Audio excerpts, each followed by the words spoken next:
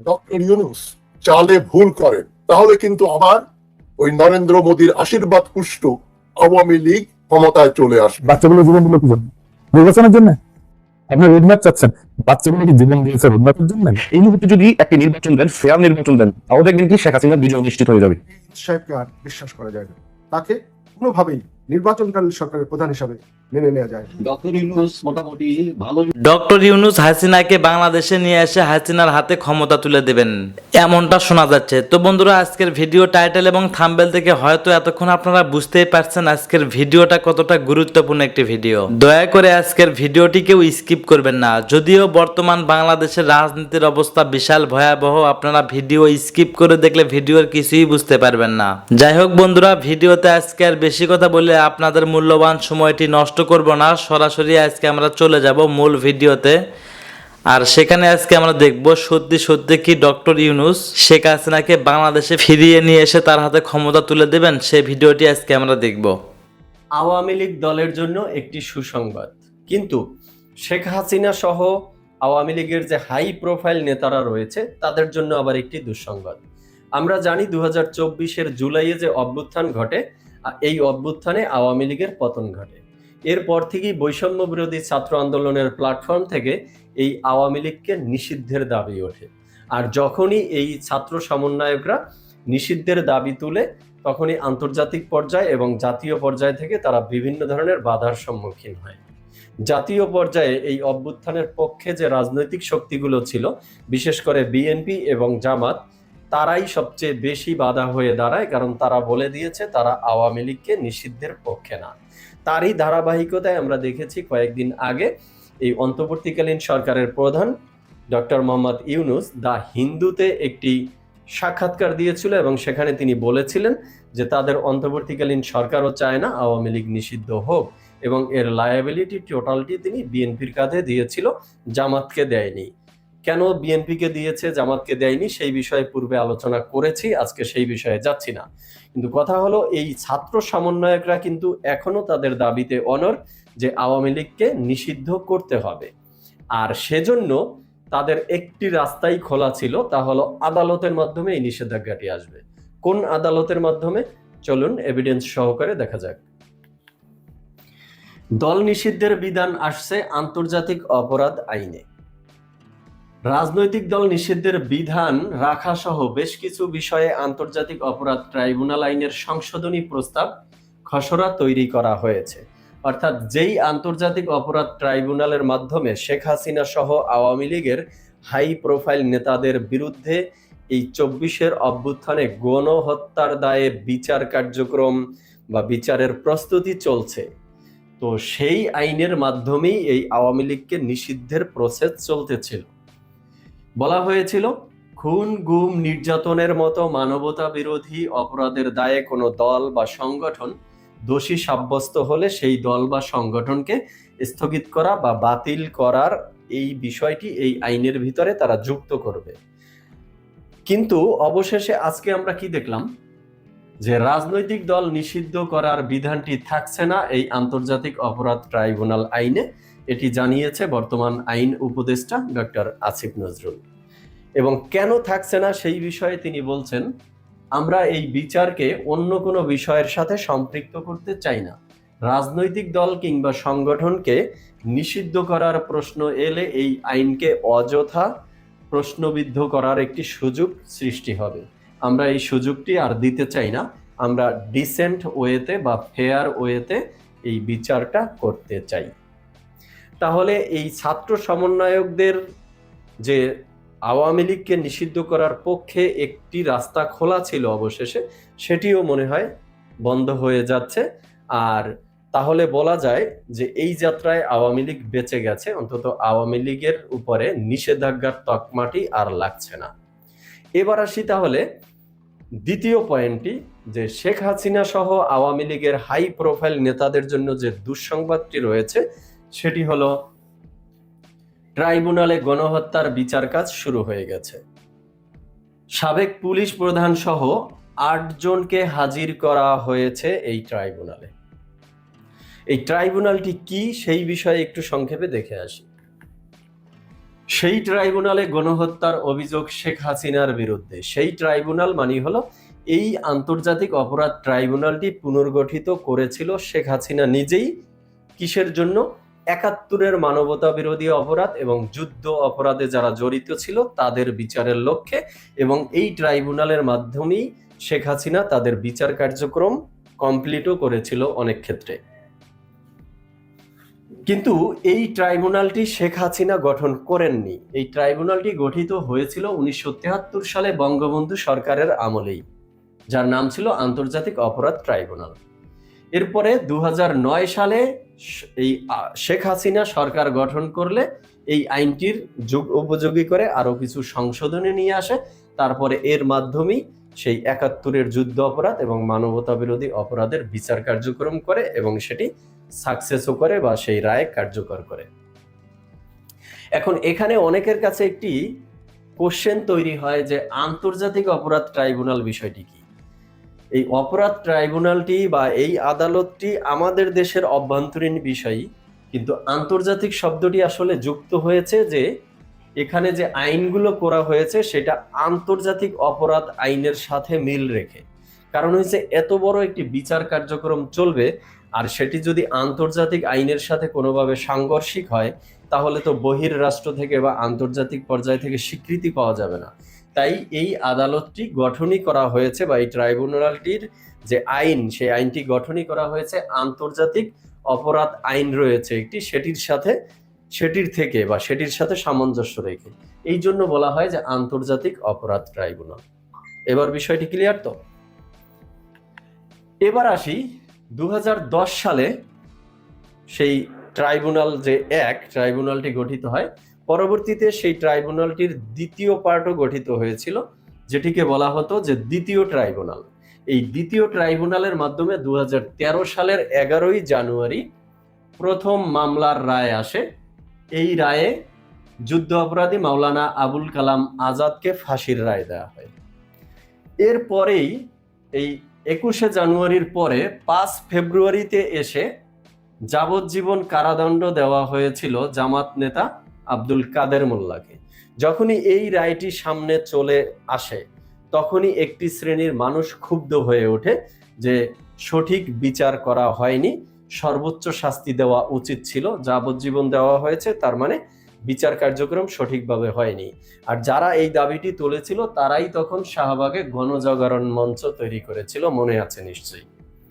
তো সেই গণজাগরণ মঞ্চ ডাক্তার ইমরান এইচ সরকার টোটালটা গঠিত হয়েছিল সরকারের ইন্ধনে, সরকারের পৃষ্ঠপোষকতায় বা সরকারের খরচে এক কথায়, এবং সেই মঞ্চটি সরকার নিজের কাজেই ব্যবহার করেছিল, যদিও তার অস্তিত্ব এখন আর নেই, বিলীন হয়ে গেছে।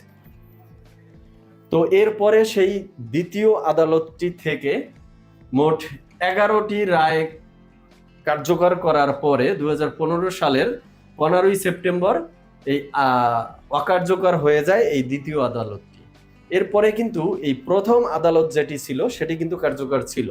সেটি রানিং থাকা অবস্থায় রাজনৈতিক প্রেক্ষাপট দেশে এমনভাবে চেঞ্জ হয়ে গেল যে ১৮০ ডিগ্রি ঘুরে এসে সেটি এখন শেখ হাসিনার বিরুদ্ধে লেগে গেল। এখন এই ট্রাইব্যুনালই শেখ হাসিনার বিচার করবে বা আওয়ামী লীগের নেতা কর্মীদের বিচার করবে, মানে নিয়তির নির্মম পরিহাস যাকে বলে। এবার আসি এই ট্রাইব্যুনালটি নিয়ে, যে এই ট্রাইব্যুনালটি নতুন করে তাহলে ২৪-এর এই অভ্যুত্থানের পরে অন্তর্বর্তীকালীন সরকারের হাত ধরে নতুনভাবে আরেকবার সংস্কার হলো। সেই সংস্কারের পরে প্রধান প্রসিকিউটর করলো অ্যাডভোকেট তাজুল ইসলামকে। এই তাজুল ইসলাম কিন্তু একজন প্রশ্নবিদ্ধ ব্যক্তি বলা যেতে পারে, কারণ ইনি কে সংক্ষেপে একটু দেখি। ইনি এবি পার্টির যুগ্ম আহ্বায়কের দায়িত্বও ছিলেন, সেটি একটি পয়েন্ট। আর ওই যে শেখ হাসিনা ৭১-এর মানবতা বিরোধী বা জামাত নেতাদের বিরুদ্ধে যে বিচার কার্যক্রম করেছিল তখন সেই জামাত নেতাদের পক্ষের আইনজীবী ছিল ইনি, আর তাকে করা হয়েছে এখন চিফ প্রসিকিউটর। তো বিষয়টি বোঝাই যাচ্ছে। তারপরেও এটি নিয়ে আলোচনা সমালোচনা হওয়ার পরে তিনি এখনো স্বপদেই রইল। কিন্তু হঠাৎ করে আজকে যে খবরটি আবার সামনে চলে আসলো সেটি হলো টবি ক্যাডম্যানকে নিয়ে। এই টবি ক্যাডম্যান আসলে কে? এই টবি ক্যাডম্যান হলেন লন্ডন ভিত্তিক একটি ল ফার্ম গর্নিকা 37 এর যুগ্ম প্রধান। তো এনাকে নিয়ে আমাদের দেশের এই আন্তর্জাতিক অপরাধ ট্রাইব্যুনালকে ঘিরে আলোচনাটি আসলে কেন, সেই বিষয়টি আমরা একটু দেখি। ৭১-এর মানবতা বিরোধী অপরাধের বিচার চলাকালীন সময়ে যখন শেখ হাসিনা এই বিচারটি 2013 সালে করেছিল, অভিযুক্তদের পক্ষে অর্থাৎ এই জামাত বা বিএনপি নেতাদের পক্ষে, সেখানে 2-1 বিএনপির নেতাও ছিল, সেই জামাত নেতাদের পক্ষে বা অভিযুক্তদের পক্ষের আইনজীবী হিসাবে বাংলাদেশে আসতে চেয়েছিলেন এই টবি ক্যাডম্যান। কিন্তু তখনকার সরকার অর্থাৎ শেখ হাসিনার আওয়ামী লীগ সরকার তাকে বাংলাদেশে প্রবেশ করতে দেয়নি। তাহলে এখন যে আলোচনা সমালোচনাটি তৈরি হয়েছে সেটা হলো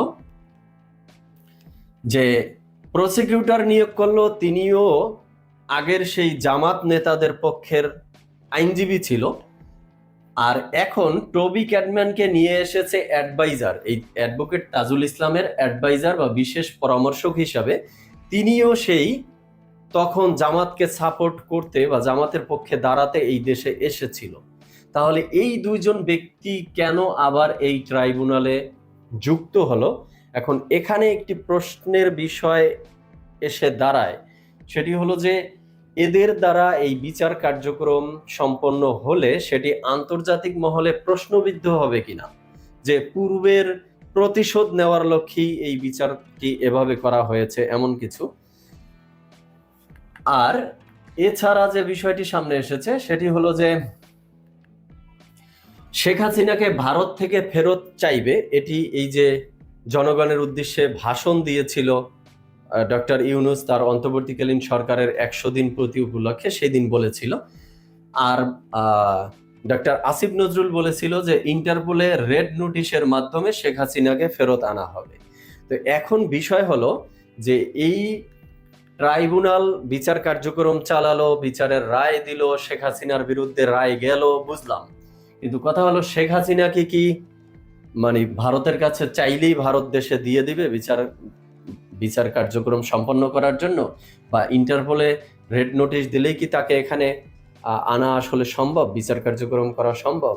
সো দর্শক শ্রোতা, কনক্লুশনে এসে আপনাদের কাছ থেকে যে বিষয়গুলি মতামত জানতে চাচ্ছি, এক হলো যে শেখ হাসিনার বিরুদ্ধে রায় হয়ে গেল, সর্বোচ্চ শাস্তি দণ্ডেই তাকে দণ্ডিত করা হলো ধরে নিলাম, কিন্তু তাকে আসলে দেশে এনে সেই রায় কার্যকর করা পসিবল হবে কিনা, ভারত চাইলেই ফেরত দেবে কিনা, বা ইন্টারপোলের মাধ্যমে তাকে আসলে ফেরত আনা সম্ভব কিনা, এই বিষয়টি নিয়ে মতামত দিবেন। এছাড়া এই টবি ক্যাডম্যান এবং তাজুল ইসলামকে এই ট্রাইব্যুনালে যুক্ত করায় এই ট্রাইব্যুনালটি আন্তর্জাতিক মহলে প্রশ্নবিদ্ধ হবে কিনা, সেই বিষয়টি নিয়েও অবশ্যই মতামত দিবেন। সো আজ এ পর্যন্তই, সবাই ভালো থাকবেন, দেখা হবে পরবর্তী। যে ডক্টর ইউনূস নরেন্দ্র মোদী ও হাসিনার মতো কথা বলছেন বা কাজ করছেন, পেছনে বিপদ দাঁড়িয়ে আছে। মহাবিপদ হচ্ছে আমাদের মহাশত্রু দুই ব্যক্তি, নরেন্দ্র মোদী এবং শেখ হাসিনা।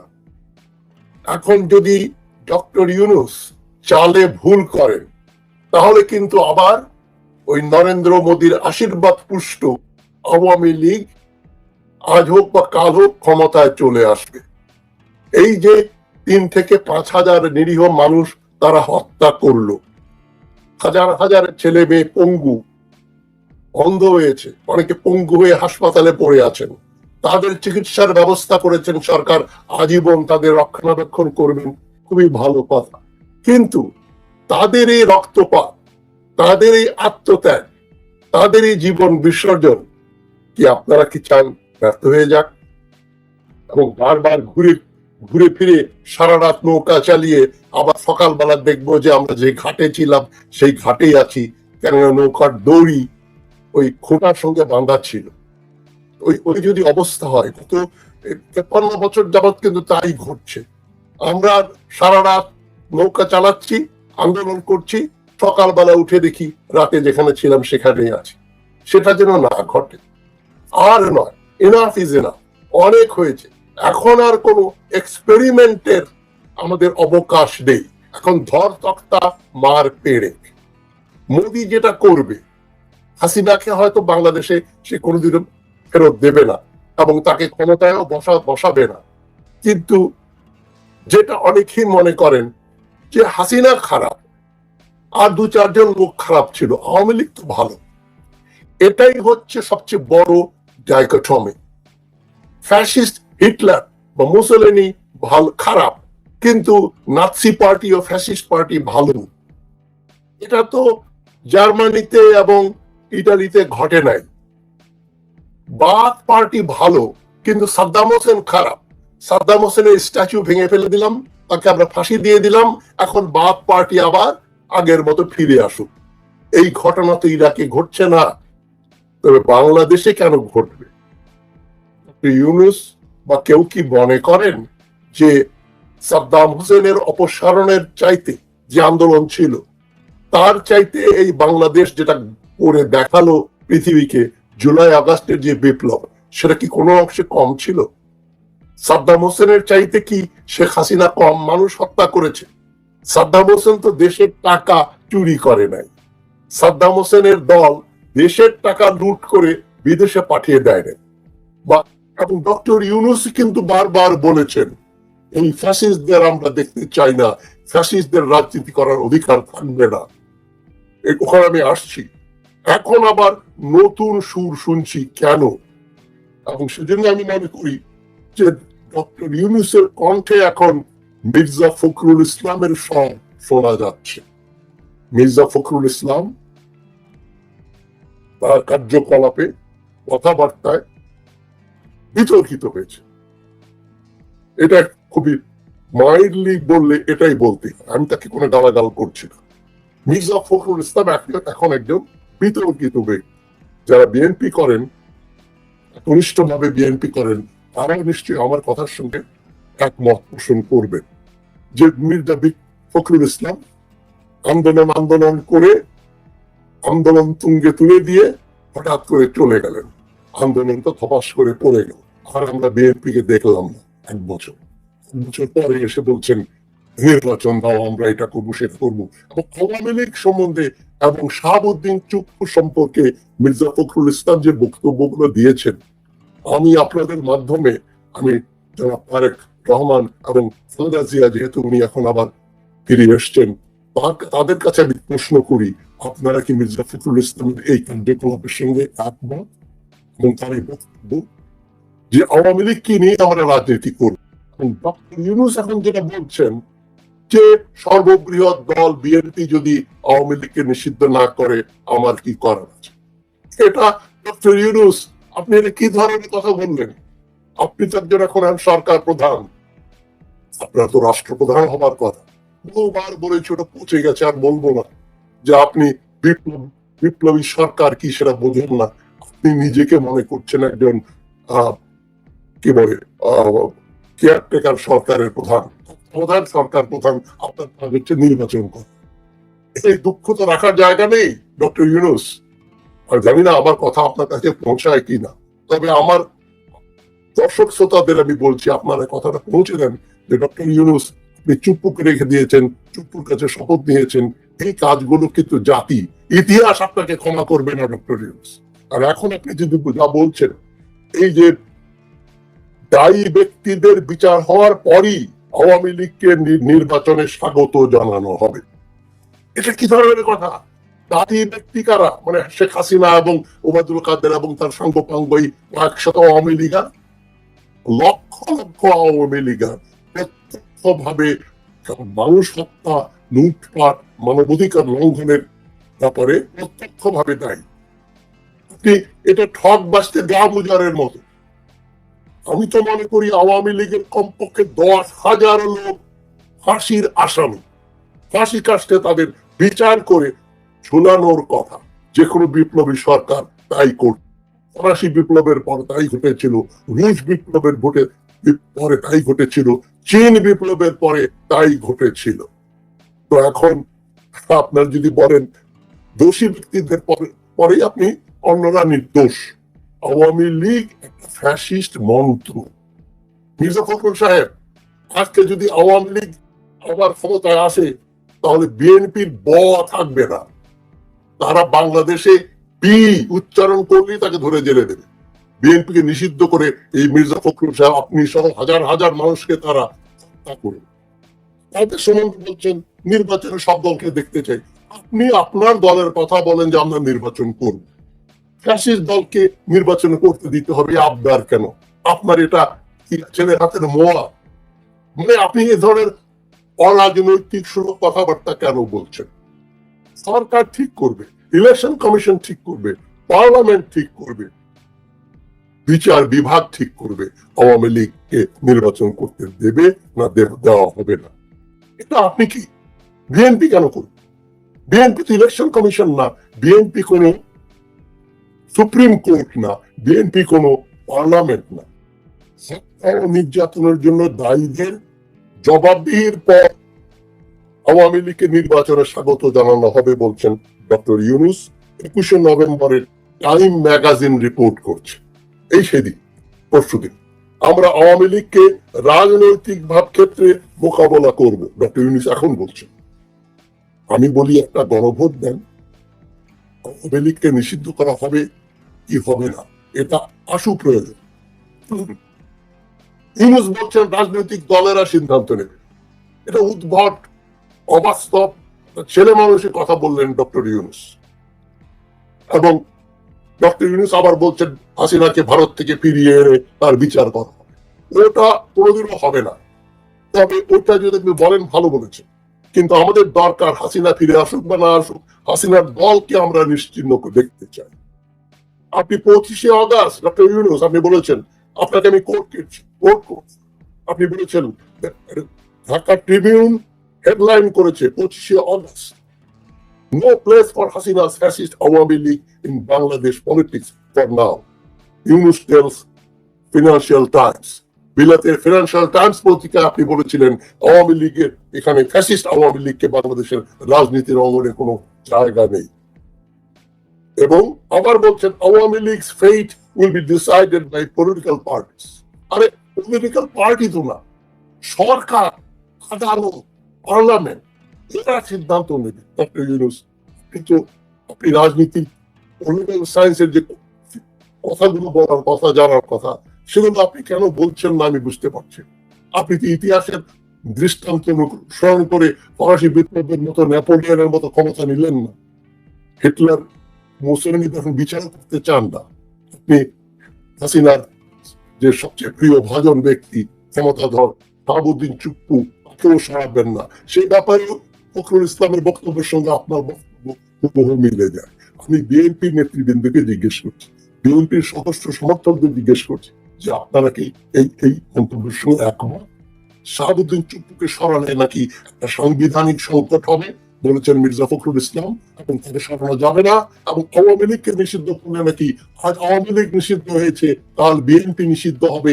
এই ধরনের ফালতু, আমি সব ফালতু শব্দটা ব্যবহার করছি, ফালতু কথা বললেন মির্জা ফখরুল ইসলাম। আর তার সঙ্গে এখন অন্যভাবে তাল মেলাচ্ছেন ডক্টর ইউনূস যে রাজনৈতিক দলটা স্বীকার করবে, বিচার করবে, সিদ্ধান্ত নেবে।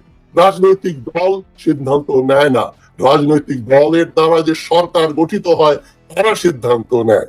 এখন তো সরকার আপনার, আপনি যদি আওয়ামী লীগকে বৈধতা দিয়ে নির্বাচন করতে যান, নির্বাচনে তাদের আসতে দেন, নির্বাচনের পরে আপনার সরকার থাকবে না। যে নির্বাচিত সরকার বাংলাদেশে আসবে সেই সরকারের তাদের ক্ষমতা হবে আওয়ামী লীগকে নিষিদ্ধ করা। তখন কি বিএনপি মনে করেন বিএনপি সরকার গঠন করলো, আপনার মত অনুযায়ী সর্ববৃহৎ দল বিএনপি ইচ্ছা করলেই আওয়ামী লীগকে নিষিদ্ধ করতে পারে। ধরেন আগামী বছর নির্বাচন হলো, নির্বাচনের পরে বিএনপি নিরঙ্কুশ সংখ্যাগরিষ্ঠতা নিয়ে বিজয় লাভ করলো এবং আওয়ামী লীগও সেই নির্বাচনে অংশগ্রহণ করে 20-25টা সিট পেল। তারপরে কি মির্জা ফখরুল ইসলাম, যে তখন প্রধানমন্ত্রী হন বাংলাদেশের, তারেক রহমান প্রধানমন্ত্রী বা প্রেসিডেন্ট, উনি তারা কি ইচ্ছা করলে এখন বলবেন বিএনপি আওয়ামী লীগ নির্বাচন করছে, এখন আমরা মনে করছি তাদেরকে আমরা বেআইনি ঘোষণা করব? লজিকে আসেন ডক্টর ইউনূস। রাজনৈতিক দল কোন দলকে নিষিদ্ধ করতে পারবে না। তখন যদি বিএনপি সরকার যদি বলে আমরা আওয়ামী লীগকে নিষিদ্ধ করব, তখন এই সুপ্ত আওয়ামী লীগ মোদির আশীর্বাদে মেশিন গান নিয়ে রাস্তায় নামবে, অস্ত্র নিয়ে তারা কাউন্টার রেভলিউশন করে ভারতের মাধ্যমে ক্ষমতায় আসবে। ভারত হাসিনার অপসারণ, আওয়ামী লীগের অপসারণ কোনোভাবেই মেনে নেয়নি, নেবেও না। এই আপনি বলেন ডক্টর ইউনূস, আপনি নিজেই বলেছেন আওয়ামী লীগ একটা ফ্যাসিস্ট পার্টি। আপনি কি এখন বিশ্বাস করেন না যে আওয়ামী লীগ একটা ফ্যাসিস্ট দল? সুযোগ পেলেই সাপ তাদের ছবল মারবে। এটা কি ধরনের কথাবার্তা বলছেন আমি বুঝতে পারছি না। আপনার কি ভেঙে ধরেছে? আপনার যে কাজগুলো আপনি ভালো কথা বললে আমি সমর্থন করি, এগুলো কিন্তু আপনি খুবই অনভিপ্রেত অবাঞ্ছিত কথাবার্তা বলছেন। আওয়ামী লীগ ফ্যাসিস্ট পার্টি কিন্তু নির্বাচন করতে পারে। আপনি সেদিন বললেন করতে পারবে না। জনগণ তো বিভ্রান্ত, আমিও বিভ্রান্ত। আপনি কি মিন করছেন? কোনটা মিন করছেন? আপনি আজকে বলছেন এক কথা, কালকে বলছেন এক কথা। ডক্টর ইউনূস, আপনি আপনার বক্তব্য প্রত্যাহার করেন এবং ইতিহাসকে তার নিজের গতিতে চলতে দিন। এবং মির্জা ফখরুল সহ বিএনপি নেতৃবৃন্দকে বলছি, ফ্যাসিস্ট পার্টিকে সঙ্গে রেখে নির্বাচন করার আপনাদের কোন অধিকার? এবং ফ্যাসিস্ট পার্টিকে বৈধতা দিলে এই হাজার শহীদের রক্ত বৃথা। আসসালামু আলাইকুম রহমতুল্লাহি ওয়াবারাকাতুহ। সম্মানিত দর্শক, বিএনপির নেতৃবৃন্দ অনেকেই আওয়ামী লীগের যে নির্বাচনে অংশগ্রহণ এবং আওয়ামী লীগের রাজনীতি করার অধিকার এবং আওয়ামী লীগকে নিষিদ্ধ করার বিষয়ে যে বক্তব্য দিচ্ছেন, তা বর্তমানে যারা ক্ষমতায় রয়েছেন সমন্বয়ক, তাদের অনেকেরই পছন্দ হচ্ছে না। বিশেষ করে সকল সমন্বয়কদের পেছনে দেশ এবং বিদেশের যে সকল লেখক, সাহিত্যিক, সাংবাদিক, তারপর ইউটিউবার, ফেসবুকার যারা ইনফ্লুয়েন্স করেছেন, তারাও এই বিএনপির যে অবস্থান আওয়ামী লীগ সম্পর্কে এটি পছন্দ হচ্ছে না। তাদের সকলেরই অভিমত যে সমন্বয়করা যেভাবে চাচ্ছে একইভাবে বিএনপির জোর গলায় বলা উচিত আওয়ামী লীগ একটা মন্দ দল, এই দলটিকে নিষিদ্ধ করা হোক। 2 নম্বর হলো যে এই দলের যারা নেতাকর্মী রয়েছে তাদেরকে দেশ ছাড়া করা হোক এবং বাংলাদেশ হবে আওয়ামী লীগ মুক্ত, শেখ পরিবার মুক্ত এবং শেখ মুজিব মুক্ত। এরকম যারা কট্টর চিন্তা ভাবনা করে আসছেন এবং তাদের সে চিন্তা ভাবনার কারণও আছে। এর কারণ হলো তারা আওয়ামী লীগ দ্বারা অনেক ক্ষতিগ্রস্ত হয়েছেন, মানবিকভাবে, পারিবারিকভাবে, অর্থনৈতিকভাবে অনেকে দেশ থেকে বাধ্য হয়েছেন। ফলে আমি তাদের সেন্টিমেন্টকে অশ্রদ্ধা জানানোর দুঃসাহস দেখাবো না। কিন্তু বিএনপি যেটা করছে সেটা কেন করছে এই বিষয়ে আমি বলবো, এবং তার আগে বলে নেই যে বিএনপি যে কাজটি করেছে এই কাজটি কিন্তু আসলে প্রথম দিকে জামাত চেষ্টা করেছিল, কিন্তু জামাতের যে পরিধি বা জামাতের যে গণভিত্তি এটা বিএনপির মতো এতটা বিস্তৃত নয়, শক্তিশালী নয়। ফলে জামাত আমির যে আওয়ামী লীগের বিরুদ্ধে সাধারণ ক্ষমা ঘোষণা করেছিলেন, এই সাধারণ ক্ষমাটাকে তারা রাখতে পারেননি। ফলে তারা খামোশ হয়ে গিয়েছেন। সমালোচনাকারীদের ভয়ে তারা আর এখন আওয়ামী লীগ নিয়ে কোনো কথাবার্তা বলছেন না এবং অতি সম্প্রতি শুধুমাত্র ইঙ্গিতে এটি কথা বলার চেষ্টা করেছেন জামাতের আমির যে এসব বারবার শুধু ফ্যাসিস্ট যে গালাগালি, এইগুলো ভালো না, রাজনীতি করার অধিকার সবারই রয়েছে, এরকম আকার ইঙ্গিতে যে কথাগুলো বলার চেষ্টা করেছেন সেটাকে নিয়েও কিন্তু প্রচুর সমালোচনা হচ্ছে। এখন যারা টগবগে রক্ত নিয়ে বিপ্লব করেছেন তরুণ বন্ধুরা, তারা কেন এই জামাতের এই বক্তব্য কিংবা বিএনপির এই বক্তব্য সমর্থন করছেন না, এটি তারা স্পষ্ট করে বলার চেষ্টা করছেন এবং তাদের একটা একেবারে বলতে গেলে জিহাদি মনোভাব, যে যাদের বিরুদ্ধে লড়াই করেছি, যাদের বিরুদ্ধে রক্ত দিয়েছি, তাদের সঙ্গে তো রাজনীতি হতে পারে না। এটি হলো প্রথম কথা। দ্বিতীয় কথা হলো যে জামাত এবং আওয়ামী লীগ যাই করুক না, বিএনপি আওয়ামী লীগ যাই করুক না কেন, তাদের স্বপ্ন যেহেতু তারা একটা বিজয় লাভ করেছে, ফলে এই বিজয়ের সুফল তারা যে কোনো মূল্যে ভোগ করবেন, ফলে এই চাপড়াটা এখানেই থাকুক। দ্বিতীয় যে অংশটি সেটি হলো বিএনপি বা জামাত, তারা কেন আওয়ামী লীগকে রাজনীতির মাঠে যাচ্ছে। এর কারণ হলো অতীত থেকে তারা শিক্ষা দিয়েছে বিভিন্ন সময়। যেমন ধরুন শহীদ প্রেসিডেন্ট জিয়াউর রহমান। তিনি যেই সময়টিতে এলেন ক্ষমতাতে, তখন আসলে আওয়ামী লীগের অবস্থা, দুরবস্থা এখনকার চাইতে আরো বেশি ছিল। বাকশালের কারণে এবং স্বাধীনতা উত্তর পরবর্তী বাংলাদেশে জাসদের কর্মকাণ্ড, বঙ্গবন্ধুর যারা ঘনিষ্ঠজন তাদের অনেক অপকর্ম, আওয়ামী লীগের একটার পর একটা ভুল, আন্তর্জাতিক চক্রান্ত, ভারতের চক্রান্ত, সব মিলিয়ে আপনি বোঝার চেষ্টা করুন যে ৭৫-এর 15 আগস্টের সেই নির্মম হত্যাকাণ্ডের পর ইত্তেফাকের যে ব্যানার হেডলাইন থেকে শুরু করে অন্যান্য সব পত্রিকায় ব্যানার হেডলাইন হয়েছিল যে স্বৈরাচার নয়, ফেরাউন মুক্ত হলো দেশ। এরপর ঢাকার রাজপথে মিষ্টির বন্যা বয়ে গিয়েছিল, কোনো দোকানে মিষ্টি ছিল না। এবং আওয়ামী লীগের যারা লোকজন ছিলেন তাদের বহুদিন ধরে, প্রায় বছর খানেক ধরে, অনেকে তাদের জানাজা পর্যন্ত পড়াতে চাইতো না গ্রামের লোকজন।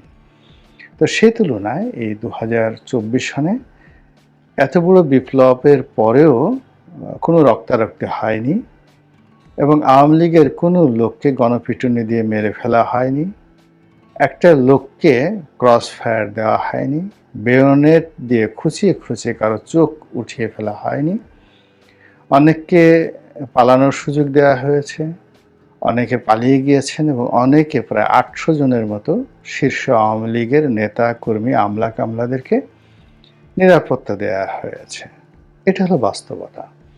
এবং আওয়ামী লীগের সেই 35% যারা লোকজন রয়েছেন তারা এখন এই জনপদে এখনো সুস্থ অবস্থায় আছেন। হয়তো হাক ডাক দিতে পারছেন না, জয় বাংলা জয় বঙ্গবন্ধু বলতে পারছেন না, কিন্তু তারা কিন্তু টিকে আছেন। তো এই টিকে থাকার কারণটা কি, এটার যে পলিটিক্যাল গুরুত্ব, এটা কিন্তু বিএনপির পক্ষে বা জামাতের পক্ষে বোঝা সম্ভব, তরুণদের পক্ষে বোঝা সম্ভব নয়। তো যেটা বলছিলাম যে আওয়ামী লীগের এখনকার অবস্থার চাইতে আরও 100 গুণ বা 1000 গুণ অবস্থা সৃষ্টি হয়েছিল ৭৫-এর 15 আগস্টের পর। এবং সেই পরিস্থিতিতে একটা মিলিটারি গভর্নমেন্ট আসলো, সামরিক শাসন, এবং তা আবার যেন তেন নয়, প্রেসিডেন্ট জিয়াউর রহমানের সামরিক শাসন। এবং তাকে যারা সাহায্য করলেন ওই মুহূর্তে, বাংলাদেশের একেবারে শীর্ষ রাজনীতিবিদ, দার্শনিক, ইউনিভার্সিটির শিক্ষক, এবং তাদের যে মান সেটি সর্বভারতীয় রাজনীতির সঙ্গে, সাহিত্যের সঙ্গে, শিল্পের সঙ্গে সামঞ্জস্যপূর্ণ। এখন আপনি চিন্তা করুন, তখন কবি আল মাহমুদ সাহেব ছিলেন, কবি শামসুর রহমান সাহেব ছিলেন, আহমেদ হুমায়ুন সাহেব ছিলেন, আতাউর রহমান সাহেব ছিলেন, কনরেড মোমিনী সিং ছিলেন, খন্দকার মুশতাক ছিলেন, আরও অনেক প্রাজ্ঞ রাজনীতিবিদ যারা 50-এর দশক থেকে সর্বভারতীয় রাজনীতি করেছেন। তো এবং এই মানুষের প্রায় সবাই শহীদ প্রেসিডেন্ট জিয়াউর রহমানকে সাহায্য করেছেন, পরামর্শ দিয়েছেন, এবং তাদের পরামর্শেই কিন্তু প্রেসিডেন্ট জিয়াউর রহমান খুব কৌশলে ডিজিএফআইয়ের মাধ্যমে, এনএসএর মাধ্যমে কর্নেল উসমানীকে কনভিন্স করে তাকে আওয়ামী লীগের দিকে ঠেলে দিয়েছিলেন এবং আওয়ামী লীগকে অর্গানাইজ করে এই ডক্টর কামাল হোসেনকে অর্গানাইজ করে, কর্নেল উসমানীকে অর্গানাইজ করে, জহুরা তাজউদ্দিনকে অর্গানাইজ করে তিনি এই আওয়ামী লীগকে নির্বাচনের মাঠে হাজির করেছিলেন। তো সেই নির্বাচনের মাঠে হাজির করা, সেটা সংসদ নির্বাচনও করেছিলেন এবং তখন যে প্রেসিডেন্সিয়াল ফর্ম অফ গভর্নমেন্ট ছিল সেই রাষ্ট্রপতি নির্বাচনে আওয়ামী লীগকে আনা হয়েছিল। এবং একবার কর্নেল উসমানীকে আনা হয়েছিল প্রেসিডেন্ট পদে, আর একবার ডক্টর কামাল হোসেনকে আনা হয়েছিল। এবং আমি খুব ছোট ছিলাম, তারপরে এই দুটো নির্বাচনই দেখার সুযোগ হয়েছিল এবং সেই সময়টিতে আওয়ামী লীগ কিন্তু বিপুল ভোট পেয়েছিল, জয়লাভ করেনি কিন্তু বিপুল ভোট পেয়েছিল এবং সংসদেও তারা অনেক বিরাট রিপ্রেজেন্টেশন ছিল। এখন বক্তব্য হলো যে ওই মুহূর্তে প্রেসিডেন্ট জিয়া, তিনি তো সরাসরি ভারতের একেবারে গুড বুকে ছিলেন এবং ভারত তাকে সর্বরকম সহযোগিতা করেছে, যেটি এখন ইউনিট সরকার পাচ্ছে না। তারপরেও কেন আওয়ামী লীগকে তার দরকার ছিল? তো সেই যে অভিজ্ঞতা, সেই অভিজ্ঞতাকে এখন বিএনপি কাজে লাগাতে চাচ্ছে, নাম্বার ওয়ান। নাম্বার টু হলো যে আওয়ামী লীগ যে ভুল করেছে, জামাতকে রাজনীতির বাইরে রাখার চেষ্টা করেছে, বিএনপিকে নির্বিষ করার চেষ্টা করেছে, এবং তিনটি নির্বাচন এই বিএনপি এবং জামাত ছাড়া করে এই যে দলটি, যারা আমেরিকার একেবারে ব্ল্যাঙ্ক চেক নিয়ে রাজনীতি করেছে 14 থেকে একেবারে 24 পর্যন্ত, বাইরে আমেরিকার যত চরিত্র দেখেন সেগুলো হলো জাস্ট কূটনৈতিক, ডিপ্লোম্যাটিক, যাকে বলা হয় কৌশল, কিন্তু তলে তলে তারা সবাই আওয়ামী লীগকে সহযোগিতা করেছে। তো সেই আওয়ামী লীগকে সহযোগিতা করেছে, তারপরে শেষে ভারত, যাকে বলা হয় একেবারে, যাকে বলা হয় উদগ্র এবং উলঙ্গ, এই দুটো যাকে বলে সিমটম ব্যবহার করে তারা আওয়ামী লীগকে ক্ষমতা রাখার, ক্ষমতা নেয়ার জন্য যত রকম ছল বল কৌশল করেছে। এরপর আমাদের দেশের মিলিটারি বলেন, জুডিশিয়ারি বলেন, পুলিশ, আমলা কামলা, এর মধ্যে আসলে নৌকা এবং জয় বাংলা ছাড়া কিচ্ছু ছিল না। কিন্তু এত কিছুর পরেও যাকে বলা হয় তারা কেন টিকতে পারল না, তারা কেন অলিগারের কবলে পড়লো, তারা কেন এই চোর চুট্টা বদমাইশদের খপ্পরে পড়লো, এবং দেশের এই যে 16 লক্ষ কোটি টাকা যে পাচার হয়ে গেল, এই দায়বদ্ধতার মধ্যে কেন আওয়ামী লীগ পড়লো, এই জিনিসটা কিন্তু বিএনপি অনুধাবন করতে পারছে এবং জামাতও অনুধাবন করতে পারছে। এই জন্য কি হচ্ছে, তারা যেহেতু গণতান্ত্রিক চিন্তা করছে, বিপ্লবী চিন্তা করছে না, তারা গণতান্ত্রিক চিন্তা করছে, তারা ইলেকশন চিন্তা করছে, তারা সংসদীয় গণতন্ত্রের কথা চিন্তা করছে, এবং সেই চিন্তা করার ক্ষেত্রে আওয়ামী লীগের মতো একটা বিপুল যাকে বলা হয় সংখ্যাগরিষ্ঠ দল, বিশাল সংখ্যাগরিষ্ঠ দল, তাদেরকে বিএনপি এবং জামাত পলিটিক্যালি মোকাবেলা করতে চাচ্ছে, কিন্তু তারা বুলেট দিয়ে বা অন্য কোনো কিছু দিয়ে মোকাবেলা করতে চাচ্ছে না। এজন্য তারা কৌশলে তরুণদেরকে আঘাত না করে, বিপ্লবের আদর্শকে বিচ্যুত না করে, তারা আওয়ামী লীগকে রিংয়ে আনতে চাচ্ছে।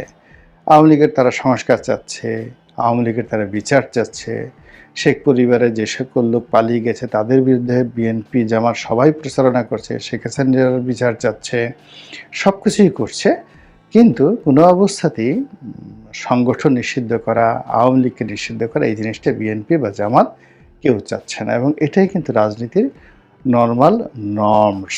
আর বাইরে যারা বিপ্লবী কথাবার্তা বলছেন তারা কেউ হয়তো চে গুয়েভারা, কেউ হয়তো ফিদেল ক্যাস্ট্রো, কেউ হয়তো হামাস, কেউ হয়তো ইয়াসির আরাফাতের পিএলও, এরকম বৈপ্লবিক চিন্তা ভাবনা, কিন্তু বাংলাদেশের এই 18 কোটি মানুষের দেশে এটা নিয়ে চিন্তা ভাবনা করা যায়, কিন্তু বাস্তবে এই জিনিসগুলো কিন্তু সম্ভব হবে না। এই গেল এক। 2 নম্বর হলো যে ধরুন বিপ্লবীদের কথা মতো যদি বিএনপি নির্বাচনে যায়, এই মুহূর্তে নির্বাচনে যাওয়াটা বিএনপির জন্য 10টা কারণে আত্মঘাতী। তো এত বিষয় না বলে প্রথমে জিনিসটি বলি, বাস্তবতা কথা বলি। ঢাকা শহরের কিছু কিছু পয়েন্টে আপনি সমন্বয়কদেরকে দেখতে পাবেন, হাসনাতকে দেখতে পাবেন, সার্জিসকে দেখতে পাবেন, সেটা রাজু চত্বর বলেন কিংবা যমুনা বলেন বা নির্দিষ্ট জায়গাতে। কিন্তু বিএনপিকে চ্যালেঞ্জ করে একটা উপজেলাতে গিয়ে তাদেরকে একটা সমাবেশ করে আসতে বলেন তো, নো মিলিটারি এবং no police, no protocol, just যে কোনো একটা উপজেলাতে বিএনপিকে চ্যালেঞ্জ জানিয়ে ঢাকার কাছাকাছি, সেটা নবাবগঞ্জে হোক, সাভার হোক, হাসনাত বা সার্জিস তারা বলবে যে ঠিক আছে আমরা এখানে গিয়ে একটা সমাবেশ করব, বিএনপি পারলে বাধা দেখ, অথবা একদিকে বিএনপির একটা অনুষ্ঠান থাকবে আর একদিকে হাসনাতদের একটা অনুষ্ঠান থাকবে, দেখেন একটা অনুষ্ঠান তারা করতে পারে কিনা। ইম্পসিবল, ঢুকতেই পারবে না এলাকাতে।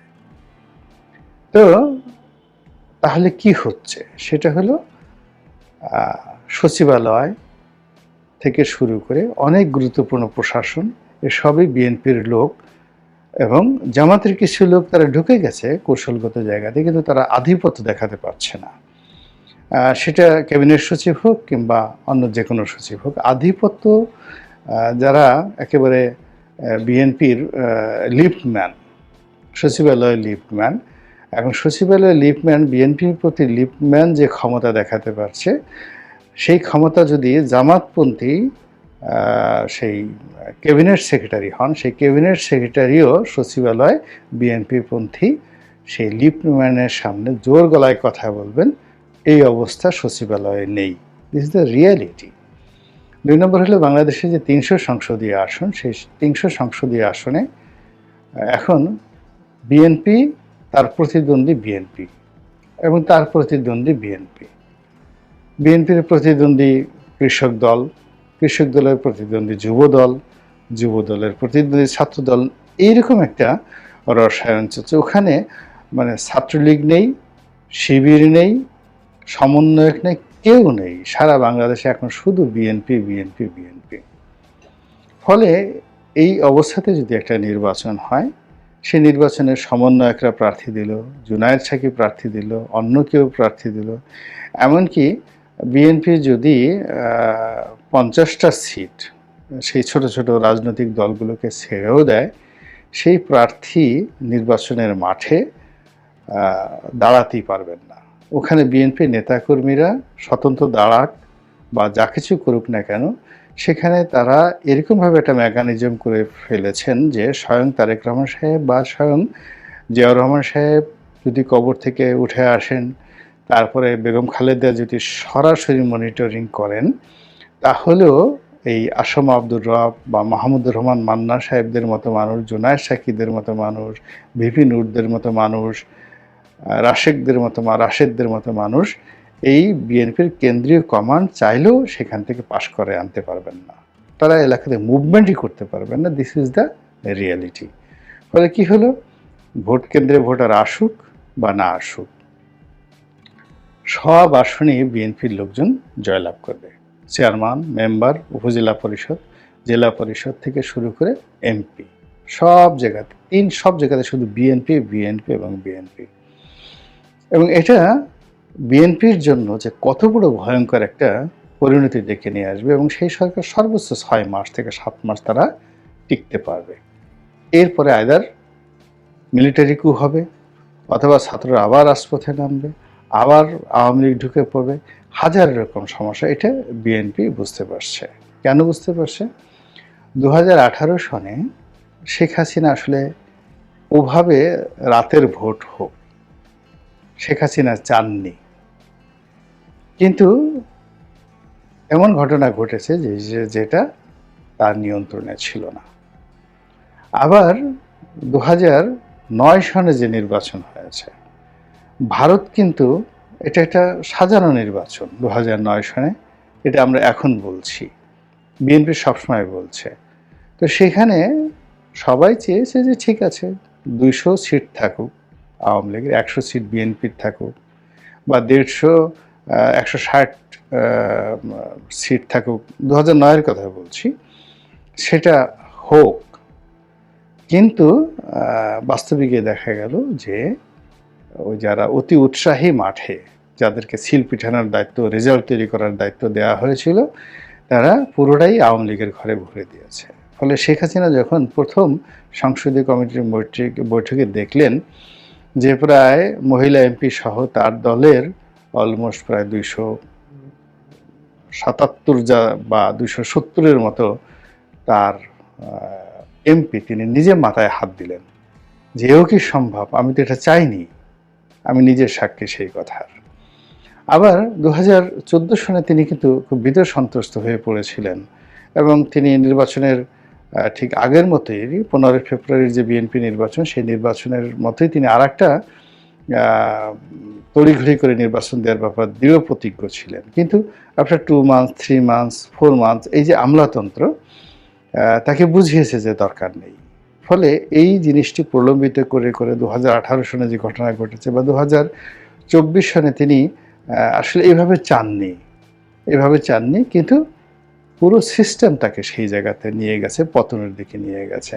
তো এরকম হয় কি, এখন যেমন ডক্টর মোহাম্মদ ইউনূস ক্ষমতায় আছেন, তিনি ইচ্ছা করলে এখান থেকে বেরোতে পারবেন না, তিনি ইচ্ছা করলে পদত্যাগ করতে পারবেন না, তিনি ইচ্ছা করলে দেশ ছেড়ে চলে যেতে পারবেন না। এটা ওয়ান ওয়ে ট্রাফিক।